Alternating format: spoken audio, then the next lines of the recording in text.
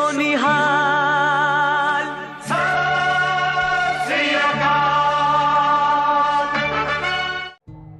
हम अपने घर वापस कैसे जाएं, उसका ज्ञान हमें संगम से मिलता है। वहीं पर संगम सांसारिक तौर पर कैसे रहना है, हमें इसका ज्ञान भी मिलता है। हम संगम में देख रहे हैं कि यहाँ दुनिया के सबसे अमीर कहे जाने वाले लोग और बहुत गरीब से गरीब, जिनके पास धन का बहुत अभाव है, वो लोग एक ही जगह मिलकर स्नान कर रहे हैं। तो ये बहुत महान पर्व है। इससे बड़ा कोई पर्व दुनिया में नहीं हो सकता, जहां पे दुनिया के वो संत जिन्हें मिलने के लिए लोग लायक रहते हैं, जिनका दर्शन करना भी दुर्लभ होता है, वो संत और आम साधक एक जगह गंगा के तट पर मिलकर स्नान कर रहे हैं। बहुत बड़ा महापर्व है। अलग अलग धर्मों के लोग, अलग अलग जातियों के कहे जाने वाले लोग यहां पर बिना किसी भेदभाव के, कोई किसी को नहीं पूछता है कि आपका वर्ण क्या है, आप कहां से आए हो। सब मिलकर गंगा माता की गोद में, यमुना माता की गोद में और ज्ञान की देवी सरस्वती, ज्ञान की नदी मां सरस्वती की गोद में संगम में बैठकर सभी स्नान कर रहे हैं। क्या इससे बड़ा कोई पर्व हो सकता है? जहां पर जब हम गहराई से जाएंगे, हर देवी देवता का यहां वास है। कैसे, हम सब वो इस कथा में बातचीत करेंगे। हम पहले बात करते हैं कि क्या प्रमाण है कि ये दुनिया का सबसे महानतम पर्व है। जब आप खगोल शास्त्र की बात करते हो, विज्ञान की बात करते हो, तो हमें जानकारी मिलती है कि दुनिया के अंदर, हमारे सौर मंडल के अंदर सूर्य सबसे बड़ी ताकत है। सूर्य जितना भी प्रकाश, ऊर्जा, एनर्जी इस यूनिवर्स को मिल रही है, वो सब सूर्य से मिल रही है। सूर्य इस सौर मंडल का क्या है? पिता है। आप जब सनातन को पढ़ते हो, सनातन की गहराई में जाते हो, तो हमें पता लगता है कि इस सूर्य जैसे हमारे इस ब्रह्मांड में अरबों खरबों सूर्य हैं। जो तारे हमें दिखाई देते हैं ना, ये सब सूर्य हैं। इसको गैलेक्सी कहते हैं साइंस में। एक गैलेक्सी के अंदर 10 की पावर 11, यानी कि 10 के आगे अगर हम 11 बार 0 लगा दें, इतने तारे हैं एक गैलेक्सी में। और इतनी ही गैलेक्सीज आज तक खोजी जा चुकी हैं। भाव 200 बिलियन के करीब एक गैलेक्सी में तारे हैं और 200 बिलियन ही गैलेक्सी खोजी जा चुकी हैं। हमारे सनातन ने कहा, वेदों शास्त्रों ने कहा कि जब ये महाकुंभ आता है तो सब की सब गैलेक्सियों के जो तारे हैं, वो सूर्य हैं, उन सब की एनर्जी इस महाकुंभ में प्रयागराज में पड़ती है। लेकिन उसको कोई सहन नहीं कर सकता। उसको कौन सहन करता है? माता गंगा। और इसलिए माता गंगा का जो जल है, वो विश्व का, ब्रह्मांड का सबसे पवित्र जल माना जाता है। और जब इस जल में सूर्य पूरे ब्रह्मांड के अपनी एनर्जी देते हैं, तो ये जल अति पवित्र होता है, बहुत ही एनर्जी वाला हो जाता है। आप जानते हैं कि बृहस्पति का जो बृहस्पति ग्रह है, जिसको हम क्या कहते हैं, गुरु, उसका विशेष प्रभाव रहता है। अब आप देखते हैं जब ये हमारी पृथ्वी सूर्य के चारों ओर चक्कर लगाती है तो किस कारण लगा पाती है? गुरुत्वाकर्षण के कारण। किसके कारण? गुरुत्वाकर्षण के कारण। उसका विशेष प्रभाव रहता है। चंद्रमा का विशेष प्रभाव रहता है। इस कारण ये जो पर्व है ये पूरे ब्रह्मांड की एक विशेष खगोलीय स्थिति बन जाती है जो बहुत ही महानतम रूप ले लेती है।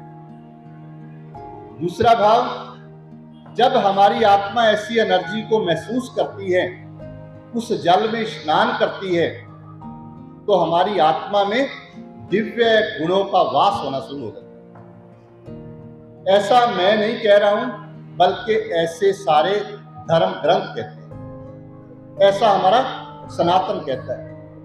मैं थोड़ा सा एक अलग से विषय आपके सामने रखना चाहूंगा। आज के बच्चे या हम लोग जो पढ़ लिख जाते हैं, हम कई बार विज्ञान को, जो संसारिक विज्ञान है, इसको बहुत बड़ा मान लेते हैं। मैं एक उदाहरण आपके सामने रखना चाहूंगा। हमारे सनातन ने आज से 5100 साल पहले हमारे पास उसके प्रमाण है, बता दिया कि किस दिन सूर्य ग्रहण लगता है, किस दिन चंद्र ग्रहण लगता है, कब खगोलीय ये जो स्थितियां बनती हैं, कब बनती हैं, हम 5100 वर्ष से बताते चले आ रहे हैं।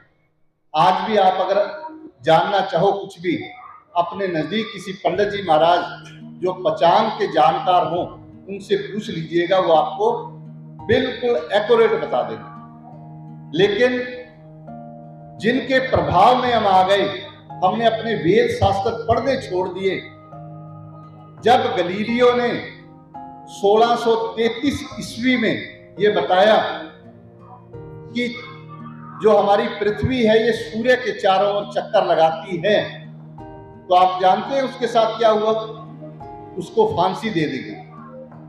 उससे भी बड़ी बात, 1633 से लेके 1992 तक उसको देशद्रोही के एक लिस्ट बनाई गई, सूची बनाई गई, उसमें डाल दिया गया 1992 तक, जो कहते हैं कि हम बहुत बड़े वैज्ञानिक हैं। मैं ये बात आपके सामने इसलिए रखना चाहता हूं सत्संग से पहले कि हमारा सनातन दुनिया का सबसे बड़ा विज्ञान है। जरूरत है उसमें विश्वास करने की, जरूरत है उस पर चलने की।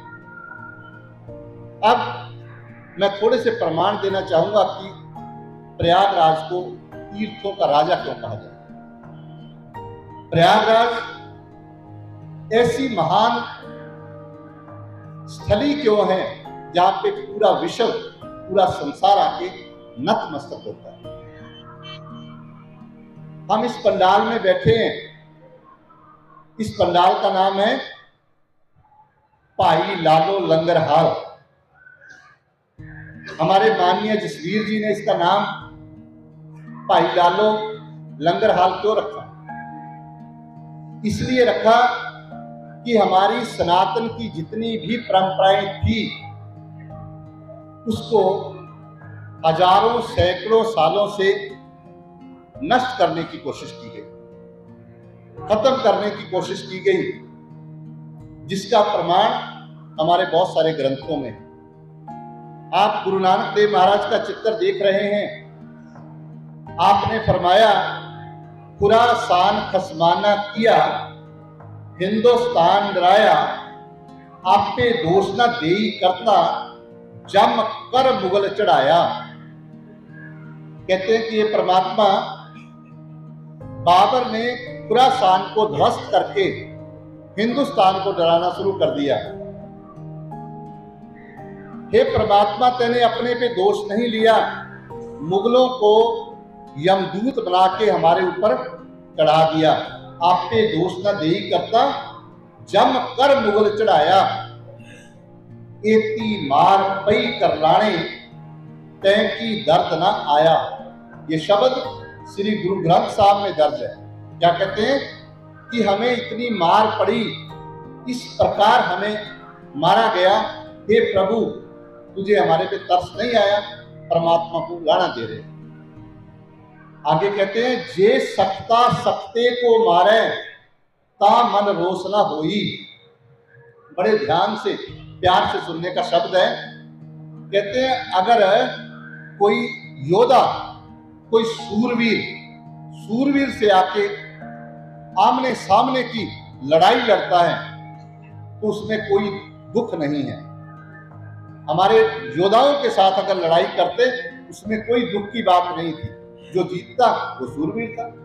लेकिन बाबू ने क्या किया, हमारे छोटे छोटे गांव में, बस्तियों में हमारी बहनों बेटियों को उठा के ले गए, हमारे धन को लूट के ले गए, फिर अगले गांव में, फिर अगले गांव में। इस प्रकार जैसे जिनको हम क्या कहते हैं गुंडे, इस प्रकार हमारे देश पर आक्रमण किया है। तो फिर गुरु साहब क्या कहते हैं, ये शब्द मैं चाहूंगा आप सब इस पंक्ति को नोट रखें। गुरु साहब कहते हैं रतन बिगाड़ विगोए कुत्ती मोया सार न काई।